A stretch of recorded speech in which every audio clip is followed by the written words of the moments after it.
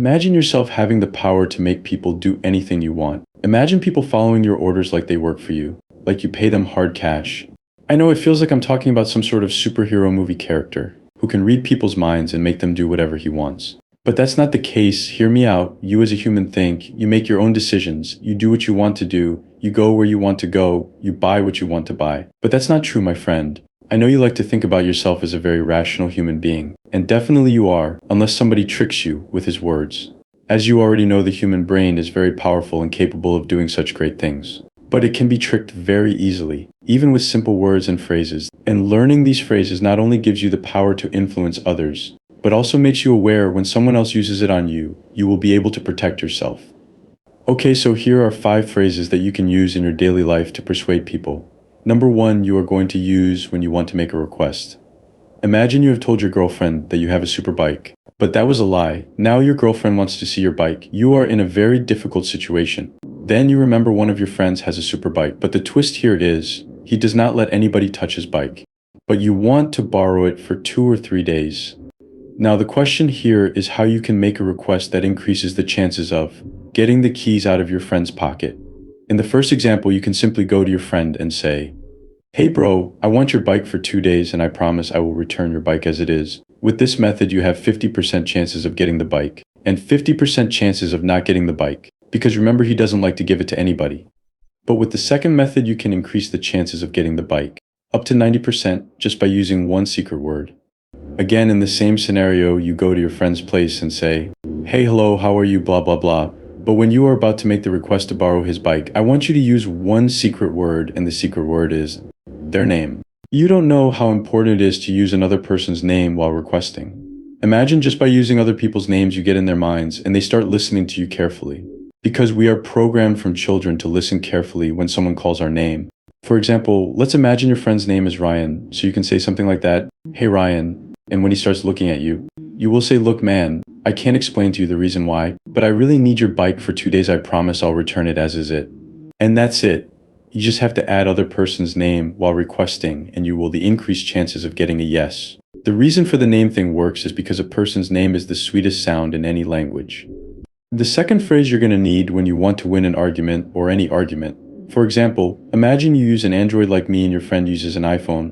One day you and your friend were sitting and somehow he started arguing that the iPhone is better than Android. Now he is dominating the conversation by telling you in the features of iPhones like the camera quality and display quality and how strong an iPhone is made with titanium. You are stuck right now and thinking you are going to lose this argument. But I am not going to let it happen to you. You don't have to tell your friend the features of an Android phone to make your side strong. You only need this phrase to win the argument. And the phrase is, "What do you know? What do you know that makes you think that an iPhone is better than Android?" And your friend will again start telling you the features of an iPhone. Then again, you are in an overconfident voice. "How do you know that these features make an iPhone better than Android?" And after this, whatever he will tell you, you will say, "What do you know? Do you really think that?" The reason why this phrase works is because you are challenging the other person's knowledge base. And by doing this, you are making the other person think that they can be wrong, and that makes their confidence go low.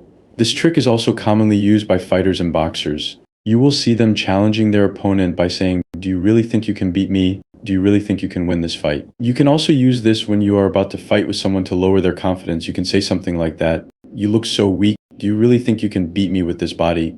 The third phrase you can use several ways. For example, imagine you start going to the gym. The gym is far away from your home. Every day you drive an hour to get to the gym. You also don't have any friends at the gym yet. That's why you decide you're going to make your friend Billy your gym partner. But the problem here is your friend Billy doesn't really like to exercise at all. He doesn't want to go to the gym, but you are thinking how I can convince him to go to the gym with me.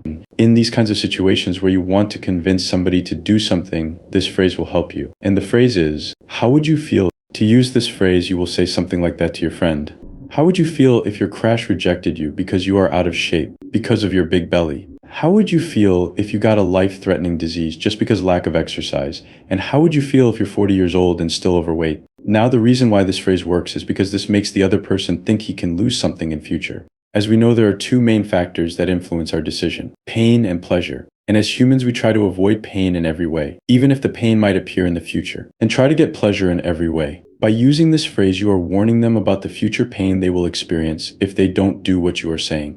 The fourth phrase is similar to the first one, and you can use it in similar situations. For example, imagine your friends invites you to a late night party, but you know there is no way your father is going to let you go there. Now, you can't use the first name phrase here, because you can't call your father by this name, like, "Hey Jordan, I really want to go to the party." But you can use the fourth phrase in this kind of scenario. And the fourth phrase is, how open-minded would you be? Using this phrase is so easy. You have to add this phrase before making a request. For example, you will say something like that to your father. "Dad, how open-minded would you be to let me go to the party?" The reason why this phrase works is because 90% of people see themselves as an open-minded person. And saying on to your request will go against the belief they have about themselves. They will not even realize what happened because that works on the subconscious mind. The fifth phrase is a special one. I have been using this on you throughout this video. Think how I started this video. Imagine yourself having the power to make people do anything you want. That's right, these two words have so much power. And you can use these two words to influence others. Because we humans make a decision twice. First in mind and then in reality. For example, before asking her to go on a date with you. First you saw her going on a date with you in your mind. Then you went in reality. It is always happening to you and me every day. But we are not aware of it. Like when you want to buy a car or mobile phone or even a chair. First you see yourself using these things in your head. Like driving the car, using the mobile phone, and sitting on the chair. Then you buy these things in reality. Now some real-world examples of this phrase. In these days, social media gurus are using this on you. Think how many times you have seen the social media guru saying, imagine yourself retiring your parents. Imagine yourself quitting 9 to 5 and starting a business. Imagine living in luxury hotels. Imagine yourself partying on a yacht with girls. Imagine becoming the first millionaire in your bloodline. And then they say something like that. To live the life you have just imagined, go to a link in my bio, click on it. There you will find a $200 course, buy it, and you will become a millionaire like me. Sounds familiar, right? That's how they paint a mental picture in your mind and make you buy their useless courses. But that's not important.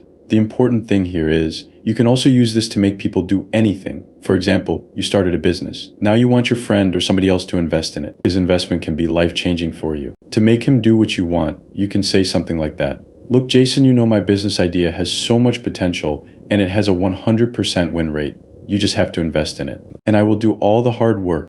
Just imagine yourself waking up in the morning and seeing your bank account full of dollars. Imagine your ex-girlfriend getting jealous of you, because now you're a millionaire. These luxury homes, brands, cars will be little things for you.